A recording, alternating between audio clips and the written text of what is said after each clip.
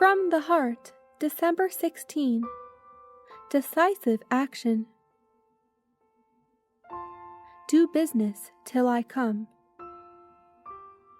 As Seventh-day Adventists, we have a work to do in witnessing for Christ. If the Lord is soon to come, begin to act decidedly and determinedly and with intense interest to increase the institutional facilities, that a great work may be done in a short time. Those who have been allied to the world should heed the invitation of the Lord.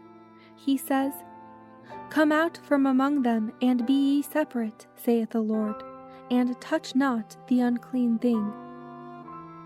The bright beams of the Sun of Righteousness are to shine upon you, that you may be beautified with holiness. Shall we now say there is no need of facilities, that faith is all we need? Genuine faith is a working principle, and works will appear as a proof of this agent in the soul. You should redouble your efforts, redouble your working forces.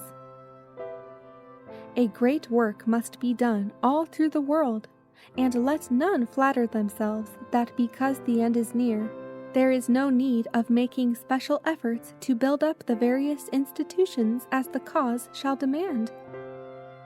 All are to be workers, but the heaviest burden of responsibility rests upon those who have the greatest talent, the largest means, the most abundant opportunity. We are to be justified by faith and judged by our works. When the Lord shall bid us to lay off the armor and to make no further effort to establish schools, to build institutions for the care of the sick, for the shelter of the orphans and the homeless, and for the comfort of the worn-out ministers, it will be time to fold our hands and let the Lord close up the work.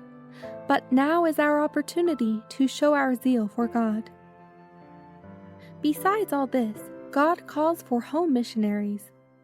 Let every soul deny self, lift the cross, and expend far less means for the gratification of self, that there may be living, working agents in all the churches.